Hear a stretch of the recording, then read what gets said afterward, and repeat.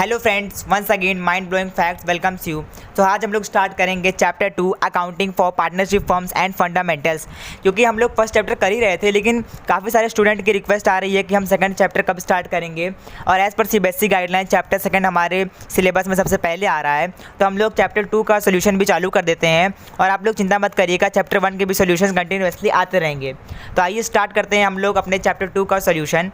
तो सबसे पहले हम लोग सॉल्व करेंगे पेज नंबर 2.81 एक्सरसाइज में पार्टनरशिप डीड के क्वेश्चंस को। तो ये सारे क्वेश्चन थ्योरेटिकल ही हैं, इसमें कुछ भी प्रैक्टिकल नहीं है। तो सबसे पहले हम लोग सबसे पहला क्वेश्चन पढ़ते हैं। तो क्वेश्चन में लिखा हुआ है, in the absence of partnership deed what are the rules relating to. यानी अगर पार्टनरशिप डीड नहीं होगी तो इन सभी में क्या रूल्स अप्लाई होगा। सबसे पहले मैं आपको बता दूं पार्टनरशिप डीड क्या होता है। तो partnership deed is an important legal document which defines relationship among the partners. यानी पार्टनरशिप डीड एक ऐसा डॉक्यूमेंट है जो पार्टनर्स के बीच में रिलेशनशिप डिफाइन करता है। किस बेसिस पर? Basis of sharing of profit and loss, interest on capital, interest on drawing, interest on advance या लोन, या फिर न्यूमरेशन ऑफ पार्टनर, सैलरी देना या कमीशन देना है। अगर पार्टनरशिप डीड नहीं होती है तो इन सभी पर रूल अप्लाई होगा इंडियन पार्टनरशिप एक्ट 1932। ये एक्ट के तहत सभी चीज़ें इंडियन पार्टनरशिप एक्ट के तहत डिवाइड होंगी, जैसे कि प्रॉफिट और लॉस इक्वल डिवाइड होगा, interest on capital, interest on drawing, या फिर न्यूमरेशन ऑफ पार्टनर्स यानी सैलरी या कमीशन कुछ भी नहीं दिया जाएगा।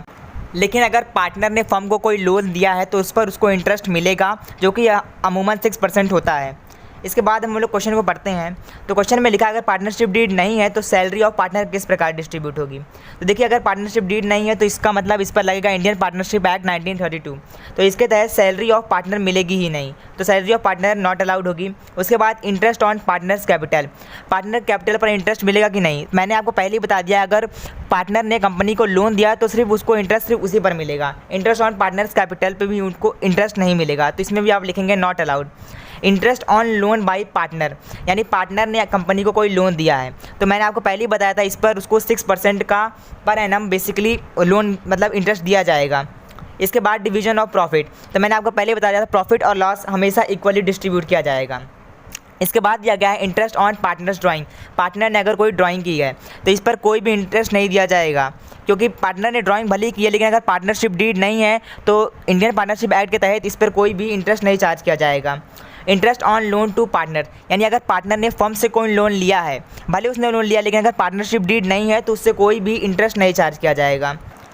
तो अब हम लोग करेंगे क्वेश्चन नंबर 2। तो क्वेश्चन नंबर 2 में लिखा है, Mahesh, Ramesh and Suresh are partners in a firm, they do not have a partnership deed at the end of the first year of the business, they face the following problems. यानी Mahesh, Ramesh and Suresh ये 3 partners थे एक firm में, उनके पास partnership deed थी नहीं, और पहला साल जब उनके बिजनेस का खत्म हुआ तो उन्हें ये नीचे दी गई प्रॉब्लम्स फेस करनी पड़ी।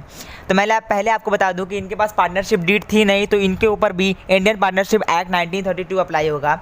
तो सबसे पहले पढ़ते हैं ए वाले transaction. Mahesh wants that interest on capital should be allowed to the partners but Ramesh and Suresh do not agree.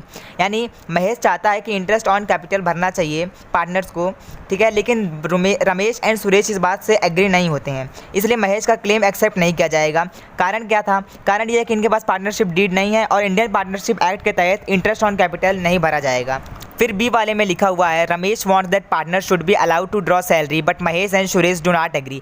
यानी रमेश इसमें चाहता है कि पार्टनर सैलरी विड्रॉ कर सकते हैं अपनी फर्म से, लेकिन महेश और सुरेश इस बात से एग्री नहीं है। तो इसमें हम लोग रमेश का क्लेम एक्सेप्ट नहीं करेंगे, क्योंकि इनके पास पार्टनरशिप डीड थी नहीं और इंडियन पार्टनरशिप एक्ट के तहत हमें सैलरी वगैरह कुछ भी ड्रॉ नहीं कर सकते हैं फर्म से। इसके बाद हम लोग सी वाली ट्रांजैक्शन पढ़ेंगे, जिस पे लिखा है, Mahesh and Ramesh wants that Suresh should pay interest on loan given to him by the firm but Suresh do not agree. यानी महेश और रमेश चाहते हैं कि सुरेश को इंटरेस्ट ऑन लोन भरना चाहिए, क्योंकि उसने लोन लिया था फर्म से, अब उसे इंटरेस्ट भरना चाहिए, लेकिन सुरेश इस बात से एग्री नहीं होता है। इसलिए महेश और रमेश का जो क्लेम है वो एक्सेप्ट नहीं किया जाएगा, क्योंकि इनके पास पार्टनरशिप डीड थी नहीं और इंडियन पार्टनरशिप एक्ट के तहत सुरेश बच जाएगा। इसके बाद ट्रांजैक्शन डी में लिखा है, Mahesh and Ramesh having contributed larger amount of capital desire that the profit should be distributed in the ratio of their capital contribution but Suresh do not agree. यानी महेश और रमेश ने ज़्यादा अमाउंट में कैपिटल कंट्रीब्यूट किया था फर्म में, और उनकी अब ये इच्छा है या चाहत है कि उन्हें जो प्रॉफिट है वो उस रेशियो में डिस्ट्रीब्यूट हो जिस रेशियो में जिस बंदे ने कंपनी में कंट्रीब्यूट किया था। लेकिन इस बात से सुरेश एग्री नहीं होता है और महेश और रमेश का जो क्लेम है वो एक्सेप्ट नहीं किया जाएगा, क्योंकि इंडियन पार्टनरशिप एक्ट के तहत प्रॉफिट और लॉस इक्वल बढ़ता है अगर आपके पास पार्टनरशिप डीड नहीं है। इसी के साथ हमारा सेकंड क्वेश्चन खत्म होता है। अब हम लोग अपना थर्ड क्वेश्चन पढ़ते हैं। तो क्वेश्चन में लिखा हुआ है following differences have arisen among P Q and R, state who is correct in each case. यानी पी क्यू और आर के बीच में कुछ क्वेश्चन अराइज हुए हैं, इसमें बताना है हमें हर केस में कौन सही है। तो सबसे पहले ए में लिखा है P used 50,000 belonging to the firm and a profit of 5,000, Q and R want the amount to be given to firm. यानी पी ने फर्म का कुछ सामान था जो कि 50,000 का था, उसे यूज़ किया और 5,000 का प्रॉफिट अर्न किया। अब क्यू और आर जो है वो ये चाहते हैं कि ये जो प्रॉफिट उसने अर्न किया है वो फर्म को दे दे। तो इस केस में पी को फर्म को ही वो 55,000 पे करने चाहिए, क्योंकि उसने फर्म की सामान को यूज़ किया था और उसे ये पूरा 55,000 का जो भी प्रॉफिट है वो उसे फर्म को पे करना चाहिए। इसके बाद हम लोग पढ़ेंगे B, Q use 10,000 belonging to the firm and incurred a loss of 1,000, he wants the firm to bear the loss.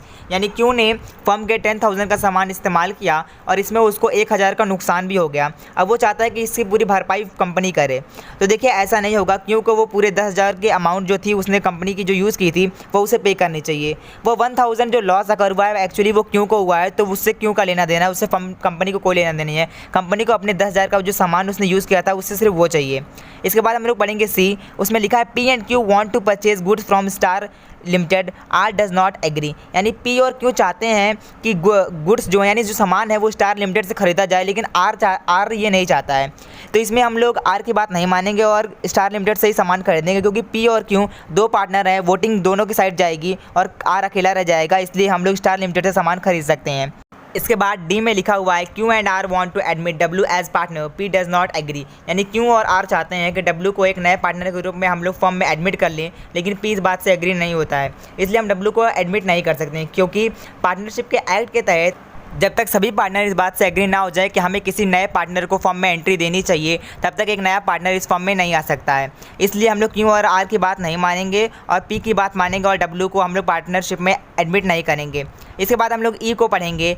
Are had given loan of 2 lakh to the firm and demands interest at the rate 10%, P and Q do not want to pay the interest. यानी R ने company को 2 लाख का loan दिया था और अब वो चाहता है कि उसे इंटरेस्ट मिले उस लोन पर 10% पर एनम के हिसाब से, मगर पी और क्यू उसे लोन नहीं देना चाहते हैं। तो देखिए आर को लोन तो मिलेगा लेकिन 6% पर एनम बेसिकली, क्योंकि इसमें पार्टनरशिप डीड इन लोगों ने बनाई नहीं थी, इसलिए इंडियन पार्टनरशिप एक्ट लगेगा और इंडियन पार्टनरशिप एक्ट के तहत लोन इंटरेस्ट पे मिलता है मगर सिर्फ 6% पर एनम मिलता है। इसलिए हम लोग आर को लोन देंगे लेकिन 6% पर एनम, और पी और क्यू की जो बात थी कि उसे लोन दिया ही नहीं जाएगा, इस बात को खारिज कर दिया जाएगा, यानी उसे 6% पर एनम लोन दिया जाएगा 2 लाख पे। इसी के साथ हमारा क्वेश्चन नंबर 3 खत्म होता है और आज की वीडियो भी।